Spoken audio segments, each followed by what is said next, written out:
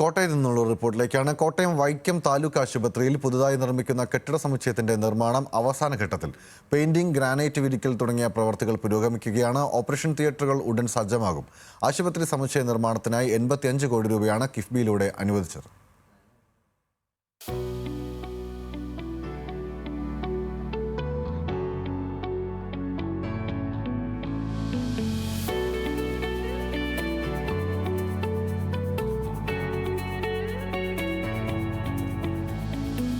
വൈക്കം താലൂക്ക് ആശുപത്രി ഇങ്ങനെയായിരുന്നു.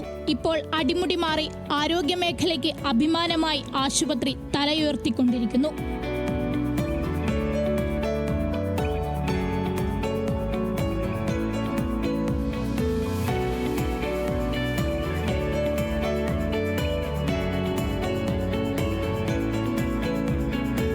വേമ്പനാട്ടുകായലോരത്ത് 6 ഏക്കറിലധികം വിസ്തൃതിയുള്ള സ്ഥലത്താണ് താലൂക്ക് ആശുപത്രി സ്ഥിതി ചെയ്യുന്നത്.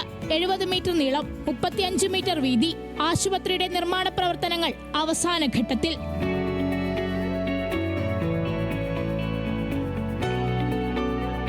വൈക്കം താലൂക്ക് ആശുപത്രി എന്ന് പറയുമ്പോൾ 10 വർഷത്തിന് മുൻപ് വളരെയേറെ ജീർണാവസ്ഥയിലുള്ള ഒരു ആശുപത്രി കെട്ടിടങ്ങളായിരുന്നു.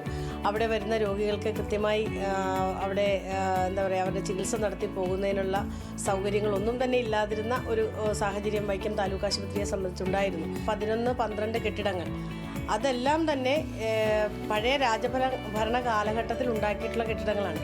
വൈക്കം മഹാദേവ ക്ഷേത്രവുമായി ബന്ധപ്പെട്ട് രാജാവ് അന്ന് ദർശനത്തിന് വരുന്ന സന്ദർഭത്തിൽ അദ്ദേഹത്തിനെ അകമ്പടി സേവിച്ചുകൊണ്ടിരുന്ന കുതിരക്കാരും കുതിരയും ഒക്കെ അതിനെയൊക്കെ താമസിപ്പിച്ചുകൊണ്ടിരുന്ന കുതിരാലയങ്ങളായിട്ട് അന്ന് രാജാവിൻ്റെ കാലഘട്ടത്തിൽ പ്രവർത്തിച്ചിരുന്ന കെട്ടിടങ്ങളെയാണ് പിന്നീട് താലൂക്ക് ആശുപത്രിയായി മാറ്റം വരുത്തുന്നത് എന്നാണ് ഇവിടെ ചരിത്രം പറയുന്നത്.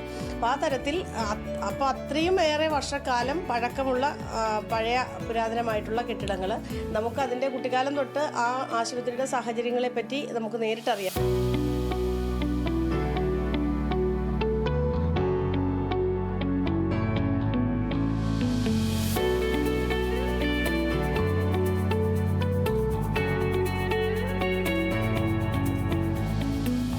നിലകളുള്ള ആശുപത്രി സമുച്ചയ നിർമ്മാണത്തിനായി 85 കോടി രൂപയാണ് കിഫ്ബിയിലൂടെ അനുവദിച്ചത്.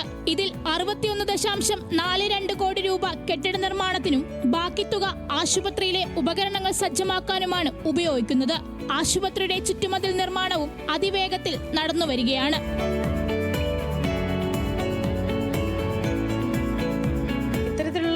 ഒരു ഭൗതിക സാഹചര്യത്തിൽ തുടരുന്ന ഒരു ആശുപത്രി ഏറ്റവും മികച്ച ആശുപത്രിയാക്കുക എന്നുള്ളതായിരുന്നു ഒരു ജനപ്രതിനിധിയായി തിരഞ്ഞെടുക്കുമ്പോഴുള്ള ഒട്ടനേകം ആഗ്രഹങ്ങളിലും അതോടൊപ്പം തന്നെ തീരുമാനങ്ങളിലും ഏറ്റവും പ്രധാനപ്പെട്ടത് എന്ന് പറയാവുന്നത്.